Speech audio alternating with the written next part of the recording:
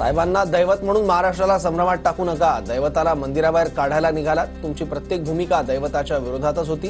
जितेंद्र आव्हाडांचा अजितदारांवर पलटवार. एका मोठ्या नेत्याने पवारांसोबत येण्याची इच्छा व्यक्त केली. तुतारी हाती घेतल्याशिवाय महाराष्ट्रात विजय होणार नाही असं अनेकांना वाटतंय. जयंत पाटलांचा दावा. महायुतीत गेल्यानंतर अपेक्षेप्रमाणे यश मिळालं नाही. छत्रपती संभाजीनगरमधील मेळाव्यात प्रदेशाध्यक्ष सुनील तटकरेंचं वक्तव्य. अजित पवार गटाकडून 288 मतदारसंघांचा सर्व्हे. सूत्रांची माहिती. देवगिरीवर पार पडलेल्या बैठकीत प्रमुख नेत्यांची उपस्थिती. या आठवड्यातच निर्णय घेण्याची नेत्यांची दादांकडे मागणी.